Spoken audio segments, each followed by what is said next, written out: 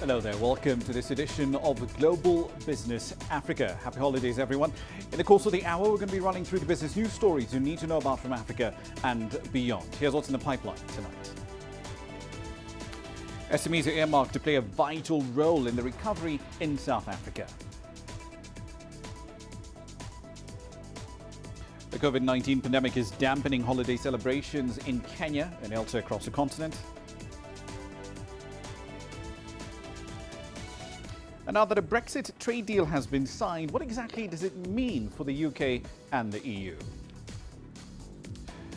Let's start the hour, though, in South Africa, where small and medium-sized enterprises will play a vital role in the country's economic recovery. Coming into the COVID-19 crisis, SMEs in Africa's most industrialized economy were already struggling with a combination of sluggish GDP growth, high levels of household debt, which limits spending, and several ratings downgrades. The government's pandemic relief did help thousands of businesses stay operational during one of the continent's most stringent lockdowns during this pandemic. But with most of the economy now reopened, that relief has stopped. From Johannesburg, CGTN's Sumitra Naidu explores what lies ahead. The COVID lockdown devastated the South African economy and left businesses scrambling to stay alive. The Small Business Development Ministry introduced an SME support intervention program, which includes debt relief and a business growth resilience facility to mitigate the impact of the economic slowdown.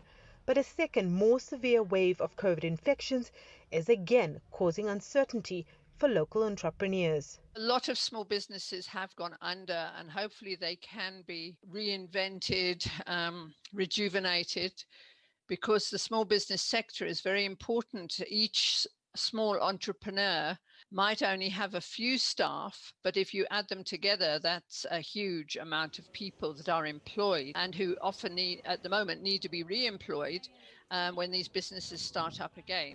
SMMEs make up 91% of formalized businesses in South Africa. They provide employment to about 60% of the labor force. Their total economic output accounts for roughly 34% of GDP, according to the Banking Association of South Africa. The informal township economy is just as important. That economy is absolutely huge and it's absolutely vital. And of course, the unemployment in Soweto and the townships is even worse than everywhere else. Accessing finance remains the number one barrier for most entrepreneurs in South Africa. The banks remain risk-averse, making it harder, especially for startups. A lot of small businesses who have great potential, but unfortunately do not meet the requirements for any financing or funding, be it from not having a big enough book or constant regular income. So that does put us in an unfavorable position. So I do believe that banking institutions and government entities need to look at different criteria and need to have support staff. The banks are quite strict on their requirements, and currently they require a business to prove that it's viable, and then most of those businesses have gone down anyway, or they're running at very low capacity because of COVID. So I think the banks need to be more flexible in helping the small business. Red tape is another big barrier to entry. Even though small businesses have the ability to create mass employment, the environment remains constrained. Sumitra Naidu, CGTN, Johannesburg, South Africa. Inadequate infrastructure is still a huge obstacle for African economies intent on achieving their full economic potential. With the continent being home to some of the fastest growing economies worldwide before the pandemic, meeting the demand for key basic infrastructure, roads, rail, water facilities is a key priority. At least 600 million Africans, for example, are still not connected to power from the grid. The African Development Bank estimates that the funding gap for the continent's infrastructure needs is well over $100 billion a year. CGTN's Yasir Kim now examines the efforts being made to support the development of homegrown contractors who can take on this challenge. Many African states lack the proper infrastructure. Africa needs $170 billion annually to have a fully developed infrastructure by 2050. That's in addition to 10 million new housing units every year for the growing populations in the continent. Many of these projects are done by more experienced foreign contractors. African companies also have a share of the construction, But Hassan Abdelaziz, the president of the African Federation of Construction Contractors Association, says it's not enough. Since our federation was established in March 2006, there has become more interest in local African contractors. Today, there are strong companies in countries such as Egypt, Morocco and South Africa too. Yet, they are not enough to develop Africa. You need new roads, railways, water projects, sewage, electricity, energy, telecom and more. This requires thousands of qualified companies to work on it. The Federation is currently working on improving conditions for local companies to be able to survive and grow. We have succeeded to convince the African Development Bank to give 5 to 7% priority to local contractors in tenders for infrastructure projects. We are pushing some demands to the AU. For example, any foreign company working in the continent has to have a local partner to gain experience from the foreign company. Laborers in the building sectors have to come from African countries to reduce unemployment rates. Building materials should be from African countries as well. To make African companies more competitive, the Federation is providing training programs in Egypt and Morocco to their technicians, engineers, laborers and management teams, under the supervision of the African Union. Yasser Hakim, CGTN, Cairo. Now, the aviation sector may be in deep trouble worldwide as the pandemic has drastically cut both passenger and cargo traffic, but that's not stopping some carriers from expanding. Following its revival in 2019, Uganda Airlines received the first of 2 wide-body jets from Airbus this week. CGTN's Ramah Nyang has the details. Welcoming Uganda's latest aircraft, the Airbus A330-800neo touched down at the country's Entebbe International Airport this week. It's the first of 2 Airbus planes ordered by the Uganda government. It's an amazing passenger experience. This interior was designed by Uganda Airlines to fulfill the needs of the airline in bringing that unique Ugandan hospitality to your passengers. The idea being that when a passenger in London enters the aircraft to fly here, they're already touching your unique hospitality. The new aircraft adds to the fleet of 4 bombardiers already in operation. With roads in the region already running, the latest arrival will enable the airline to launch long-range operations. Non-stop intercontinental flights to the Middle East, Europe and Asia are being planned for. From the beginning, the concept was that the airline would be developed in 2 stages. The first stage being the regional operation with the CRJ 900. And then once the Africa market was established with the routes to other African countries where we can collect people and bringing them into the hub in Entebbe, then we'll bring in the A330s to travel intercontinental. Uganda revived its airline industry last year after a 2-decade lull. The government is aware of the turbulence in the airline sector caused by the COVID-19 pandemic and says it will not be throwing caution to the wind. As government, we have a clear sense of the direction we have designed to take in order to ensure that our new national airline is successful and does not suffer the problems of the previous national carrier. The government hopes the growing number of aircrafts will facilitate better trade and tourism. The second Airbus is expected in January 2021. And while current limitations on travel because of the COVID-19 pandemic may give the aircrafts a slow start, the airline says it's optimistic with its projections taking full flight by mid-next year. Leon Sanyanga, CGTN, Kampala, Uganda. In 2019, nearly 1.6 million people used the standard gauge rail line passenger service between the Kenyan capital, Nairobi, and the port city of Mombasa. After the pandemic hit earlier this year, however, average monthly traffic fell by over 65% to just under 1,600 passengers a day. There was no passenger traffic at all, in fact, in 2 months, in May and in June, even though cargo traffic essentially continued to be run virtually unabated. As pandemic restrictions have been gradually lifted, passenger traffic has gradually started to return. As CGTN's Ramah Nyang now reports, the rail operator says the service is fully booked until the 10th of January. After suspending passenger services between April and June, following travel restrictions by the government, the standard gauge rail service is fully booked over the festive season. The demand is still high, regardless of the COVID-19 pandemic. This tells us that our passengers are getting into the new normal and they are traveling. And our demand is so high that we have had to add 4 passenger coaches during the festive season. That is from the 17th of December until the 10th of January.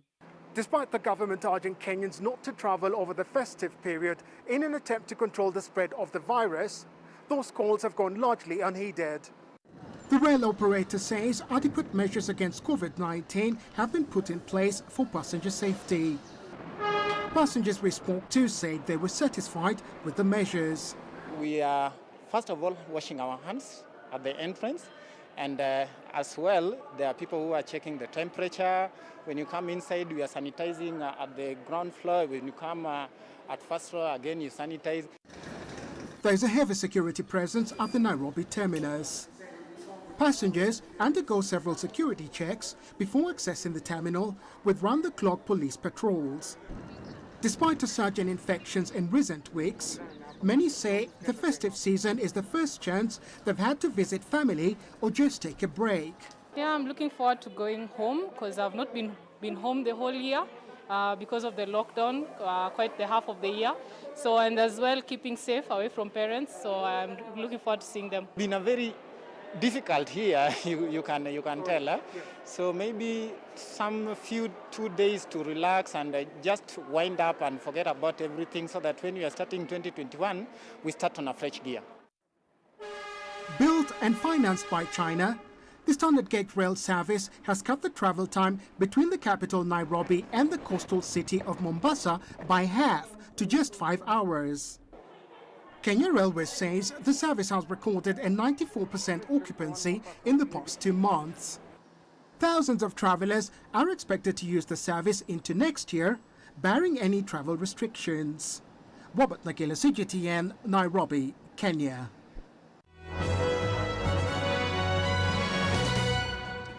All right, then a run through some company news from around the continent. Let's start in South Africa.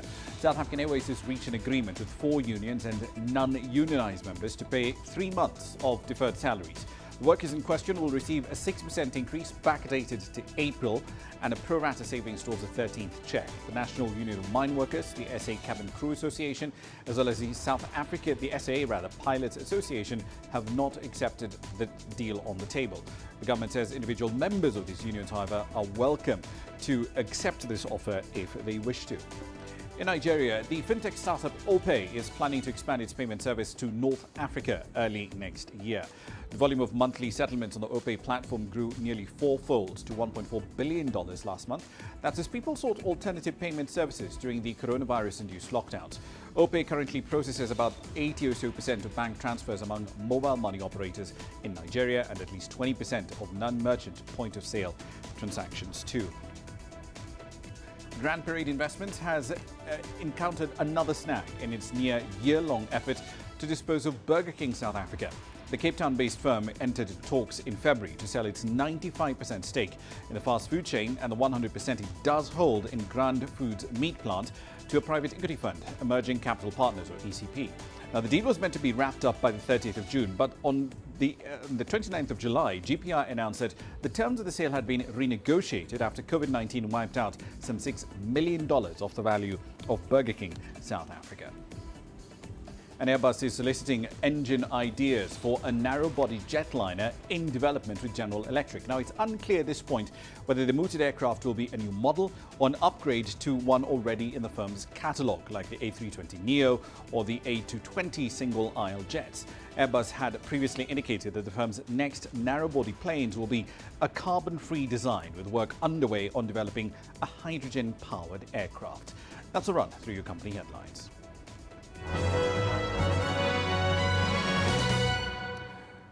You're watching Global Business Africa. Time for a short break. Here's what's coming up next.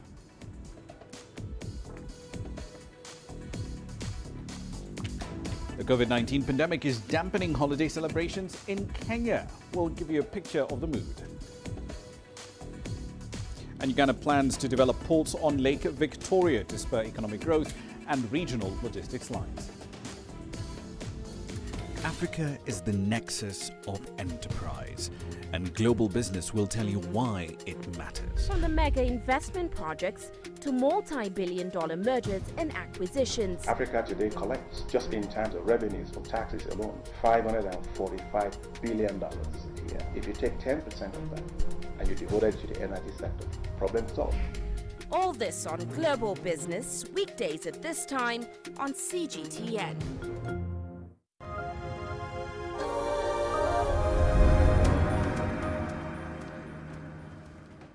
Welcome back to the program.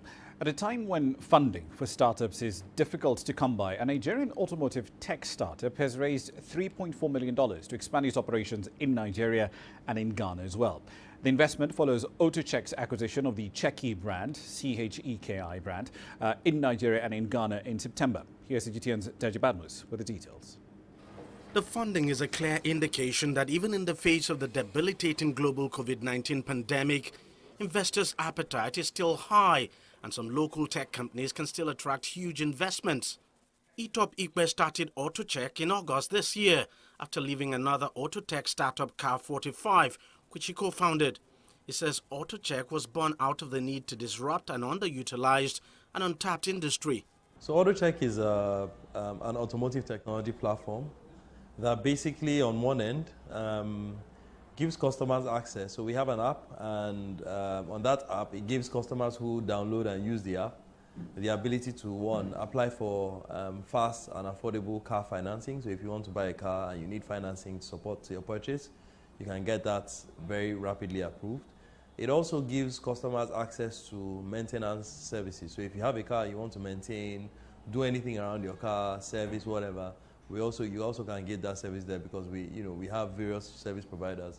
The third aspect as well is that if you want to buy cars, you have verified cars on the platform that come with warranties and maintenance contracts as well. So in a nutshell, it's an application that gives consumers the opportunity to manage their entire automotive life. With its acquisition of Cheki Nigeria and Cheki Ghana, AutoCheck has already hit the ground running with more than 20,000 unique vehicles listed on its platform and more than 12,000 dealers and private sellers, as well as a range of corporate partners and customers. Ikpe says the $3.4 million funding will help the firm quickly scale its operations through better technology offering. AutoCheck came to being because I saw so many problems that were in the industry, and the reality I saw was that there weren't problems that can be solved. You can't just say you're going to solve the financing problem alone, or you're going to solve the maintenance problem alone. I saw that each of these industries support each other. So as someone who is providing financing, if you finance a car, you want to know that that car is being maintained properly. If you're a workshop and you want to service a car, it's better for you if you're tied to a trading network of dealers. If you're a dealer, you want to ensure that, when your customer has any problem, they can go to a reliable workshop to get their car maintained. And these were all the pieces that we saw that at the end of the day, these are the restrictions that are giving the market stagnation. And that's the reason why, we saw it as an opportunity and we decided to focus on solving that opportunity. Ikpe and his team have big ambitions. They want to rival top global automotive trading platforms like TrueCar and AutoTrader, as well as dominate the market on the continent. I think that if I'm going to put my mind to doing anything, I want it to be something that can, one, affect a lot of lives positively, can create employment, can create youth empowerment, and it's one, we have Pan-African dreams. I want to do something that can really solve problems not just in Nigeria but across Africa. Combining technology and data to power every process of the automotive transactional ecosystem for millions of people, AutoCheck is hoping to transform the automotive industry and make it easier for financial institutions like banks and fintechs to assess customers' credit worthiness in giving out loans. Deji Badmus, CGTN, Lagos, Nigeria. Now, in Kenya, this year's holiday celebrations have been profoundly affected by the COVID-19 pandemic as the country grapples with the loss of livelihoods, incomes and protocols designed to slow down the spread of COVID-19. To date, the country has just over 95,700 cases. Here's CGTN's Robert Nagila with the latest. On any given day, downtown Nairobi would be a hive of activity. Banks, offices, shops, all carrying out their business. But this is what it looks like on Christmas Day, virtually empty, an image replicated across much of the country as Kenyans mark the day. Traditionally, Kenyans come together with family and friends over a sumptuous meal and drinks, making merry well into Boxing Day. But this year has been different. The COVID-19 pandemic has had a huge impact on people's livelihoods, leaving many struggling to put food on the table. Data from the Kenya National Bureau of Statistics shows unemployment in Kenya shot up to 10.4% in June, from 5.2% recorded in March when the first case of COVID-19 was detected. The level of unemployment rose sharply amongst young people aged 20 to 29 years as employers rushed to cut operational costs. As a result, many Kenyans have been forced to relocate from urban centres back to their rural homes. But there is hope. A vaccine rollout is expected in mid-2021, and the Kenyan government says it will be free for all Kenyans. Robert Nagila, CGTN, Nairobi, Kenya. Next on Uganda, residents of Port Bell along the largest lake in Africa are optimistic that the government's plans to develop ports on the lake will spur further economic growth. Port Bell serves as a critical logistics link to Tanzania to the south and Kenya over to the east. Here's CGTN's Nyange with that story. This is Port Bell, a major inland port on the outskirts of Uganda's capital, Kampala. Dixon Katende calls this place home. He has lived here for over 2 decades now. People of Port Bell like life. They could breathe off the lake to come and eat their fish, chill down and relax their minds so that they can think for future. Named after British Commissioner Hesketh Bell more than a century ago, the port has gone through a series of transformations. Ruth Akankwasa now earns her pay selling fish at the market in the area. She admits the port still offers less for its potential. Our place is bigger than some ports, but its planning is still poor. If you move around, we have shops. People like being here. We only need better infrastructure. Nearby, the ferries are berthed, and many of the young people can only look on, hoping for work. Some have settled for the odd jobs that come by. More than 1,000 people live and work on this port, but with limited opportunities. There is hope that will change when the water transport route from here to other ports on Lake Victoria is fully developed. There are already plans to remodel the port that will allow more ferries from Kenya's Kisumu and Tanzania's Mwanza ports to dock here. It's a plan Saleh Muyinda wants to see come to fruition. At Port Bell, we only have parking for 2 or 3 ships. The government wants to expand. Some of us have applied for jobs when that happens. We are hopeful. The government wants to turn Port Bell into a small-scale cargo port. Local passenger traffic will be enhanced too. Those are plans Saleh, Dixon and many others around Port Bell can only wait on.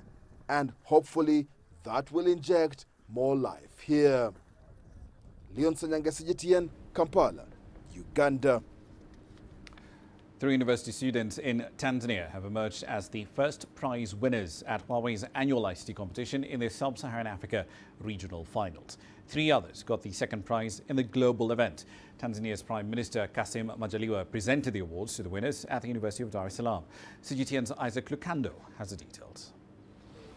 6 Tanzanian students have been awarded top honors in Huawei's 2019-2020 ICT competition. The competition challenges students' information and communications technology knowledge, as well as practical and application skills. The Tanzanian government has pledged to grow internet penetration in the country from the current 45% to 80% by 2025. In the next 5 years, the government will prioritise research and innovation in addition to identifying and registering all ICT professionals in the country. This is why the President has created a special ministry for communication, technology and information with the aim of reaching this goal. On her part, the Chinese ambassador commended Tanzania's efforts to embrace the digital age. She sees the competition strengthening bilateral relations and bringing economic benefits to the country. I sincerely hope that Huawei ICT competition continue to search for and train more ICT talents in Tanzania, and through in-depth cooperation between our two governments and companies, Tanzania could boast more advanced ICT infrastructure, which can play a positive role in enabling its ICT progress and realizing economic and social goals. Held 4 times since its launch in China 4 years ago, the competition has attracted over 350,000 students from around the world. According to Huawei, about 5,000 Tanzanian students have participated in the global competition over the last 3 years. And through it, over 3,000 of the country's ICT engineers have improved their skills. Isaac Lukando, CGTN, Dar es Salaam. South Africa's health ministry is warning that the daily rate of new COVID-19 infections in the country will soon surpass the peak hit in the first wave. Just before Christmas, South Africa had carried out some 6.3 million COVID tests, but it was still home to the continent's highest caseload, over 968,000 active cases and just under 26,000 deaths and over 822,000 recoveries. As Tulisha Balala now reports, Africa's most industrialized economy is also battling a new strain of the disease. South Africa is facing a bigger second wave of COVID-19 after the health department identified a new virus mutation. The health ministry says the proportion of tests that come back positive had risen to 26%. That's around double the average rate of infection the country had seen before December, when the virus had showed signs of waning. Some citizens around the country are concerned. Here comes the second wave, so I don't know whether the health organization will manage to deal with it. I don't know, but we're just pinning our hope that maybe a remedy will be found so that they can cure people, because I see a lot of people dying. The South African government is reviewing the current restrictions and will consider further measures to curb the alarming spread of variant 501V2. It is getting worse, but the fear now is that the people, they are not trying to protect themselves. You can see that most of the people, they regress. It is not easy because every time you're going to be with a COVID patient. Yeah, we're dealing with the COVID, nothing else now. We no longer any sickness that we know it's COVID all the time. You know that you are at the risk with the patient all the time. South Africa has over 900,000 cases of infection. Government has condemned large social gatherings and urged residents to sanitize, wear face masks and social distance. The Africa CDC, though, says while the variant transmits quickly, it is not clear whether it leads to a more severe disease. Tulisha Balala, CGTN. Speaking of the Africa CDC, it is warning that more investigation is needed in Nigeria after authorities announced the discovery of yet another new strain of COVID. CGTN's Wilkista Nyabo reports on the impact of the emergence of this new variant of the virus and how this has thrown the world into quite the spin. On Thursday, John Kengasong, Africa's director of the Centers for Disease Control, announced the detection of a new variant of COVID-19 in Nigeria. The variant was found in 2 patient samples collected in August and October in Nigeria's Osun State, according to a research paper seen by the Associated Press. Kengasong called for caution, adding that more investigations are required. Nigeria becomes the latest country to report a new variant of the virus. The UK and South Africa have both reported new separate strains of COVID-19. A new variant of the virus was first detected in the UK in mid-October. However, scientists were not alarmed until December when they associated the new strain with rising case numbers in parts of England. Outside the UK, the new COVID-19 variant has been identified in Denmark, Austria, Italy, the Netherlands and Iceland. Over 40 countries in Europe, Asia, South America, the Caribbean and the Middle East have restricted travel from the UK. In South Africa, the Ministry of Health announced that a second wave of COVID-19 was spreading fast throughout the country and was likely to be caused by another new strain of the virus. The country is now considering putting in place tighter restrictions. The variant is more contagious. It means that it will take advantage of every opportunity to spread in the community. So we need to be more vigilant. But, there is no reason to believe that it is more deadly than the original SARS-CoV-2. The CDC lists a raft of possible consequences of the mutations. They include the possibility of the virus spreading faster in humans, as seen in the UK, and the ability to cause either milder or more severe disease in humans. Scientists are also investigating whether the new variants could evade detection by specific diagnostic tests or even evade vaccine-induced immunity. There is no evidence that this is occurring yet, however. The new variant is believed to have contributed to increased transmission in Nigeria, and scientists continue to investigate its emergence and implications. Wilkis Anyabwa, CGTN. You're watching Global Business Africa. Time for a short break. Here's what's coming up next.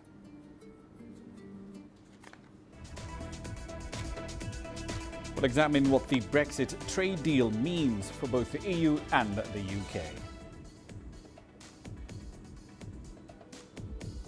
And as pandemic restrictions batter the US restaurant industry, how are some entities adapting? We'll explore that next.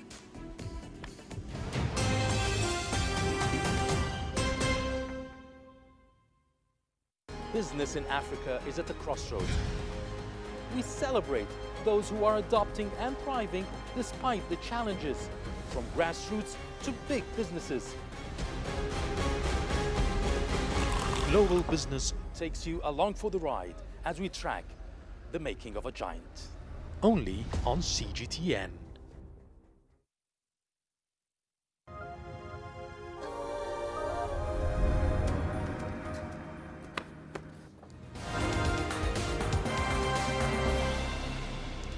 It's 18:32 GMT. You're watching Global Business. These are some of the stories making your headlines at this hour. Starting in Ethiopia, the National Election Board there has said that the country will hold parliamentary elections on the 5th of June 2021. Prime Minister Abiy Ahmed's Prosperity Party, it's a pan-Ethiopian movement founded a year ago, faces challenges from increasingly strident, ethnically based parties seeking more power to be devolved to their regions. Africa's second most populous nation has been experiencing outbreaks of political and ethnic violence, especially in the northern Tigray region. That's led to thousands to flee their homes. A rebel coalition fighting the government in the Central African Republic has called off a ceasefire ahead of the general election scheduled to take place this weekend on Sunday. The coalition of Patriots for Change, which started an offensive against the government last Friday, had earlier said they would hold a unilateral 72-hour ceasefire to be observed across the country by all its troops. They'd called on the government to observe a ceasefire over the same period, calling for the elections to be suspended. And finally, Niger hopes to make history during Sunday's elections in what will be the nation's first ever peaceful transition of power, despite a raging Islamist insurgency and some deep economic woes. President Mahamadou Issoufou has announced that he will hand the baton over to his elected successor. Niger has never had two elected leaders hand over power freely and peacefully since independence from France some 60 years ago. The French President Emmanuel Macron has heaped praise on the incumbent, describing him as an example for democracy. And the longtime leader of Mali's opposition, Soumaïla Cissé, has died at the age of 71, 2 months after his release from lengthy captivity by by Islamist insurgents. Cisse is a former finance minister who finished runner-up in the 2013 and the 2018 presidential elections to Ibrahim Boubacar Keita, who was considered among the favourites in a vote expected in early 2022 after Keita's overthrow in an August military coup. French media reported that he had died of COVID-19. That's a run through your headlines.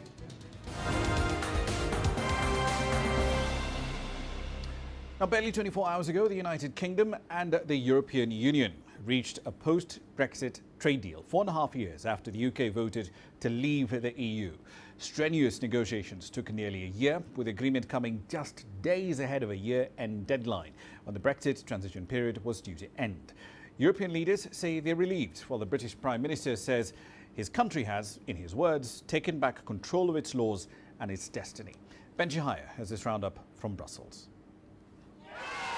1,645 days since the referendum, 328 days after Britain officially left the EU, and 7 days before a cliff-edge deadline, the Brexit deal is done. After a difficult negotiation, European Commission President Ursula von der Leyen called a press conference with Chief Negotiator Michel Barnier to announce the news. This, she says, was a deal worth fighting for. We have finally found an agreement. It was a long and winding road, but we have got a good deal to show for it. It is fair, it is a balanced deal, and it is the right and responsible thing to do for both sides. Ms von der Leyen added that the UK remains a trusted partner and that cooperation will continue on issues including climate change, energy, security and transport. Michel Barnier offered a more sombre tone. He expressed sadness but relief that the clock is no longer ticking. On the other side of the English Channel, elation. UK Prime Minister Boris Johnson promised to get Brexit done and clear the way for an oven-ready deal. It was the mantra that helped his Conservative Party win a landslide victory at last year's general election, and just in time, his pledge has been kept. A deal that will protect jobs across this country, a deal that will allow goods, UK goods and components to be sold without tariffs and without quotas in the EU market, a deal which will, if anything, allow our companies and our exporters to do even more business with our European friends. The PM stressed that the deal guarantees sovereignty for Britain, an end to free movement and an end to Britain's relationship in the customs union and single market. And crucially, he claims, regaining control of the UK's fishing waters, albeit after a 5-year transition period. This was for months a key sticking point, yet both sides managed to reel each other in until a compromise was made. But questions remain for businesses and the impact this will have on financial services. Even with a deal, many economists argue that the UK's and the EU's GDP will take a considerable hit. And even with the I's now dotted and the T's crossed, the drama is not over in Brussels. By the end of the year, the Council has to evaluate the deal. Then it's got to be ratified by the UK Parliament and the European one. There could be some late nights ahead in the Belgian capital. Benji Haya, CGTN, Brussels. So then the deal is signed, but on the streets of London, the reactions to this deal are pretty mixed. I think it's brilliant. I mean, it was a mistake to try to come off the union in the first place, but that was what most of the people decided. And we've done it, and we just got to get on with it and make it as profitable for ourselves as possible. Yeah, I suppose so. I suppose given the kind of circumstances, it's better to have a deal than no deal. But I think after this year, I just don't think anything's going to quite make it right until there's a vaccine. But in terms of the Brexit, then yeah, I suppose it's best to leave with something. It's taken them 4.5 years to get there, and how many prime ministers have we gone through to get to it? I don't know what the deal is. I don't know what's involved in it because I have just heard it. But should never have left. Never have left. Now, the full text of the Brexit deal is yet to be made public, but it does go into force once it has been approved by both sides. Here's a summary, though, of the main points of the trade deal and what it changes for the UK and the EU. Just days before the deadline, the UK and the EU reached a deal on their future business rules.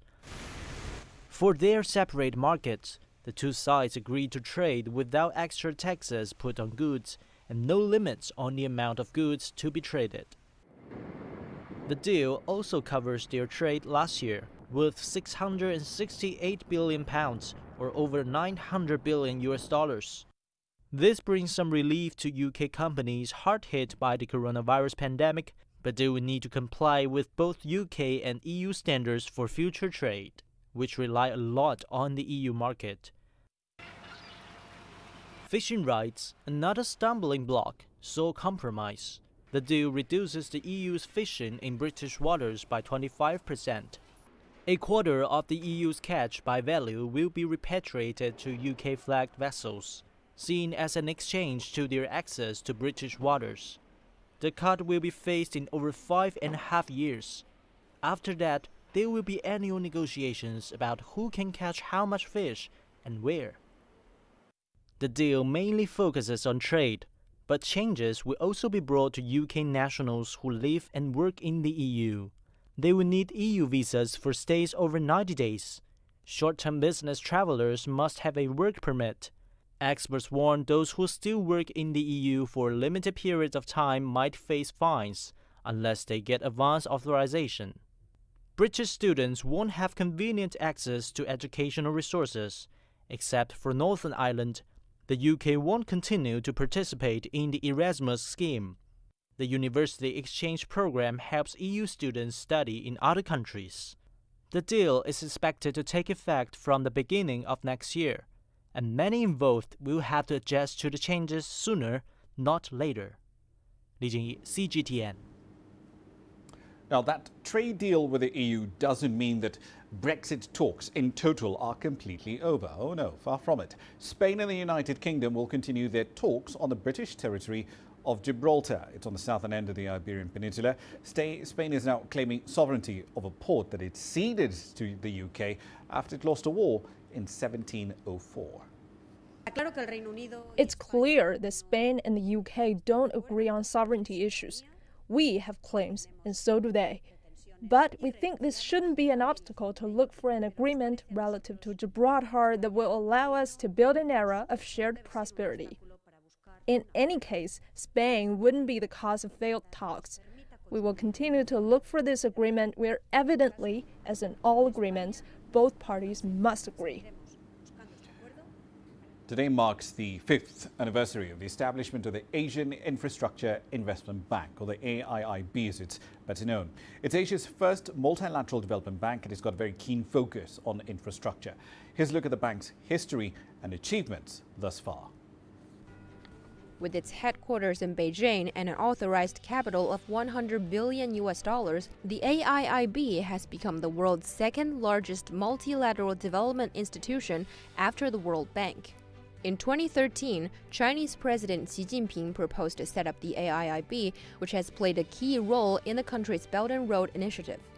The Articles of Agreement took effect on December 25, 2015, and the bank was launched in January of 2016.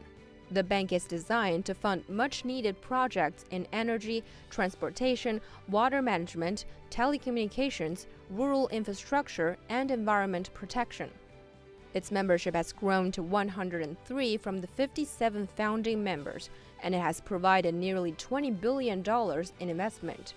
The bank has approved funding for 87 projects in 24 economies, including road construction in rural Pakistan and upgrades to power grids in Bangladesh, and large amounts of loans have been extended. The bank has also set up a COVID-19 crisis recovery facility to support its members in containing the coronavirus and reviving their economies. Global rating agency Moody's has credited the bank top-level ratings for 3 consecutive years.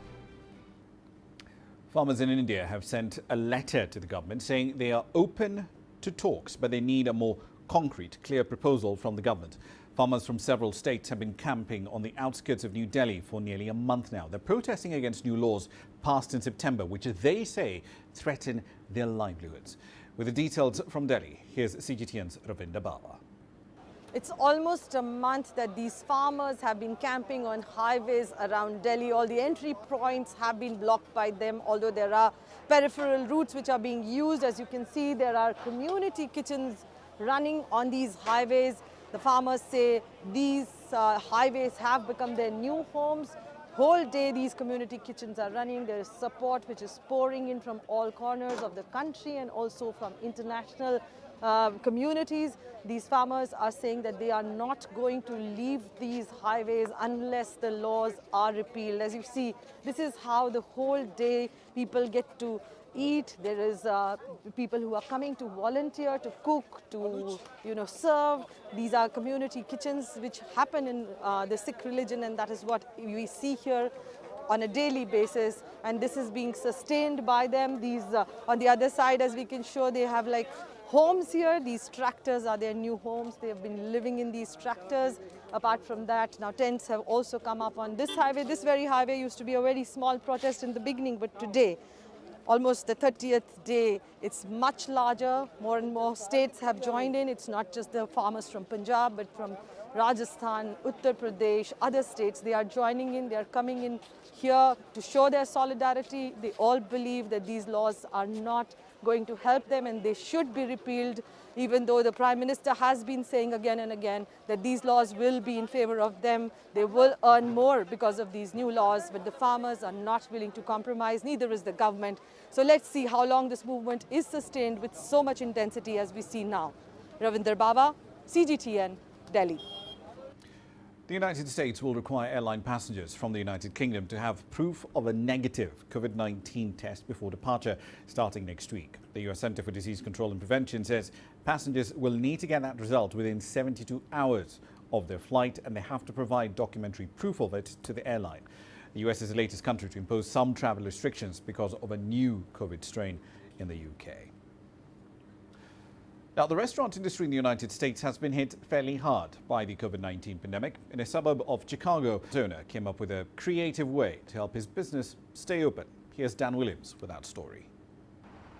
The leafy Chicago suburb of Winnetka, nestled next to Lake Michigan and known locally as the filming location for the movie Home Alone.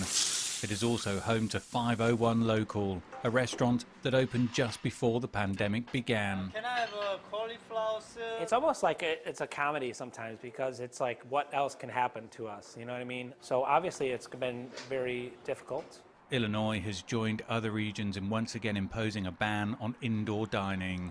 The order means the outlay on indoor dining safety equipment, like plexiglass, now seems premature at best. With a harsh Chicago winter on the horizon, the owners of this restaurant decided to invest in these greenhouses, or pods, as a way to stay open. Those greenhouses are really cool. I mean, I think that's going to be probably the thing that people remember about us for the winter. They're ventilated. We clean them after each use, sanitize and stuff like that. But it's a cool way to just get out and have something different. The owners of this restaurant, as well as many others across the country, have gone to extraordinary lengths in an attempt to keep their doors open. But as winter approaches, some experts believe more needs to be done in order to save the restaurant industry. The pandemic has already accounted for the permanent closure of dozens of restaurants in Chicago. The combination of more disease and less safe options is going to be devastating for the restaurant industry. So it speaks, in my mind, to the need for the government to see this as an industry that should be supported, because their closure is the sacrifice for all of us, and so we should be helping out that restaurant industry. Back at 501 Local, the owners remain hopeful the measures they have taken will see them through the winter. It's not going to be a pretty winter. I mean, I'm not going to lie about it, but we're going to definitely make it for sure. Others in Chicago and across the country won't be as lucky. Dan Williams, CGTN, Chicago. And as far as the business of logistics around vaccines, our next story comes from Italy, where a military airport is playing a key role in receiving, storing and distributing millions of COVID-19 vaccine doses. Here's CGTN's Hermione Kitson with the details. Welcome to Italy's COVID-19 vaccine hub, an 800-hectare military airport in the country's capital. It's one of the biggest airports in Europe, and it's an historical military airport because it's been in operation since 1937. Pratica di Mare was chosen by the Coronavirus Commissioner and Health Minister as the country's most secure base, with a theft preventability plan that will keep the vaccine safe. As a military airport, Intrinsically, we have the maximum level of security required for the vaccine. 24 hours a day, 365 days of the year, and we are strategically located to facilitate connections with the rest of Italy. The airport has already played a key role throughout Italy's COVID emergency, providing the first screening of Italians repatriated. We received our compatriots from Wuhan here in January, and those on board the Princess Diamond in Japan, and all international crews who had COVID crisis landed here. And now it will play a crucial role in the country's pandemic recovery, receiving, storing and distributing millions of doses. The military airport is just the beginning of a very long chain of transportation which will deliver the vaccine to 1,500 administration points across the country. A full distribution plan is yet to be finalised, and the government admits there are logistical challenges with the conditions required for the Pfizer-BioNTech vaccine. The main storage should be at -75. It's not usual for the distribution chain and also for the administration chain that we use for all other products. But we are ready with different solutions. Healthcare workers and the elderly will be the first to be vaccinated, but the Health Ministry says until 10 to 15 million Italians receive it, the country will still be on high alert. The months from May, June, when we hope to reach these numbers, it's necessary to use the same measures that we are adopting now. We cannot lower guard now. This is a very, very important message. A message it's hoped will resonate this festive period amid fears of a third wave of contagion in January. Hermione Kitson, CGTN, Rome. We're taking a short break. You're watching Global Business Africa. Here's what's in the pipeline.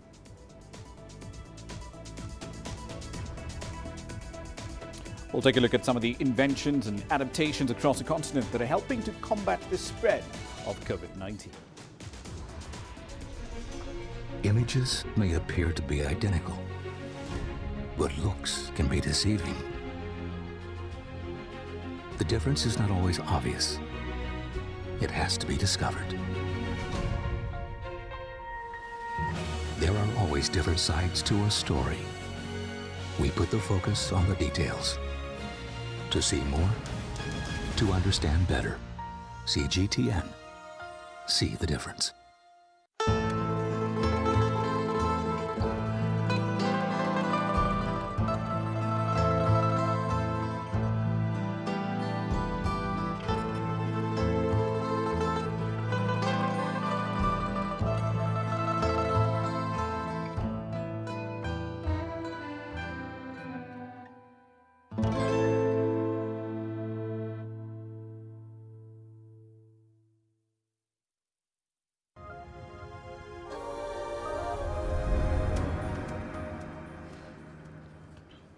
Welcome back. At the top of the year, few around the world. So Africa as a likely source of inventions and adaptations in everything from portable hands-free sanitation, oxygen-making machines, genomic sequencing, UAVs or robotics.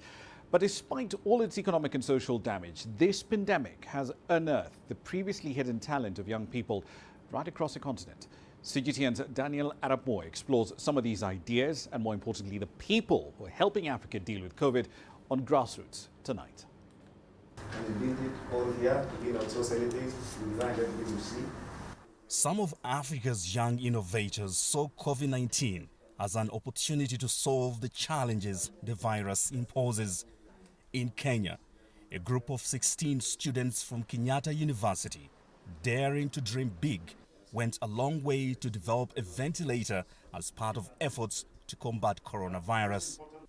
After we saw what is happening in the world, there's a challenge for ventilators and there's a challenge with production of ventilators.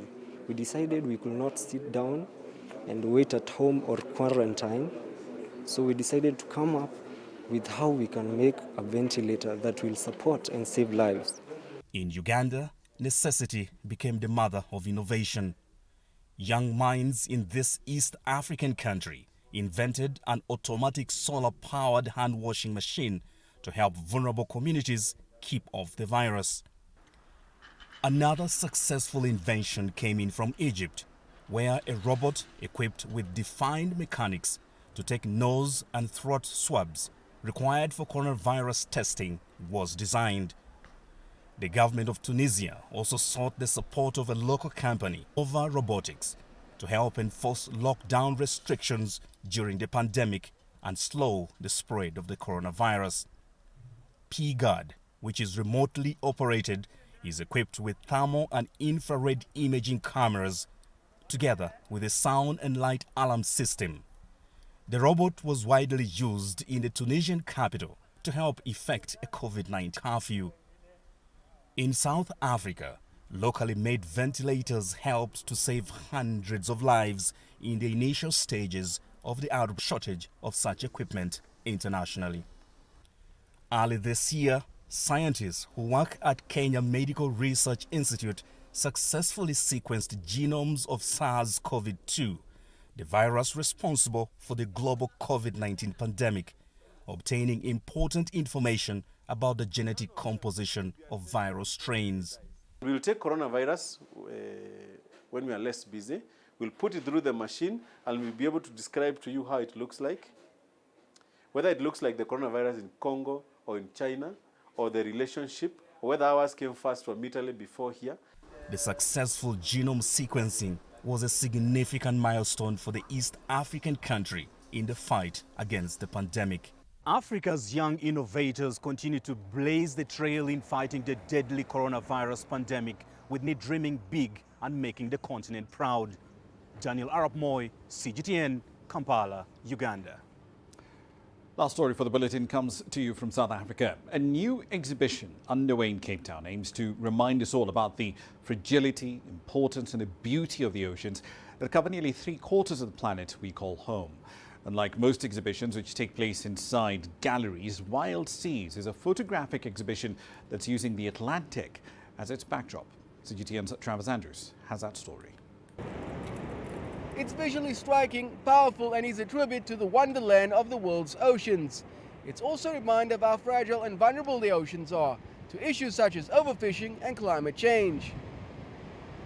Wild Seas is an exhibition by the Save Our Seas Foundation and comprises of 31 stunning images that adorn the seawall along the Sea Point Promenade. The location is a popular walking spot for many Cape Townians and provided a novel background for the exhibition's strong focus on ocean conservation. I just walked past it pretty quickly and the images were just flashing at me and I wasn't really taking it in, and then I stopped and read one of these and then I came back and I just went through every single one. It took me about half an hour. Each one is just so fascinating in its own right. Some of the imagery focuses on the impact shark fishing is having on the seas, while others focus on coastal communities and their relationship with the ocean. Vivid and striking in detail, the pictures also capture rare moments that are not often seen and are accompanied by a storyline for context. I think it's raising awareness in a good way, and people need to adhere to it and respect what we have, and at the same time, but we need to preserve it for life, for mankind moving forward. Most of the images are dedicated to subjects such as sharks, whales and seabirds, but others feature as well. Now, one of the underlying themes of this exhibition is the devastating impact plastic pollution is having on the ocean and the marine life, which has especially become a problem here in the Western Cape. I think it's very indicative of how damaging plastic is to our environment, and this says it perfectly. As I say, in the backdrop just adds to the importance of protecting our environment. For now, the exhibition is set to run for 6 months and will no doubt reach many people, highlighting the stark realities the ocean is facing and its broader impact on the world. Travis Andrews, CGTN, Cape Town. That wraps up this edition of Global Business Africa. As always, we'd like to hear your thoughts on the content you've seen on the programme in the last hour. Many ways to get your thoughts back to us, all of them on your screens right now. I'm Ramah Nyang in the Kenyan capital, Nairobi. Thank you for your company in the last hour. Happy holidays, everyone.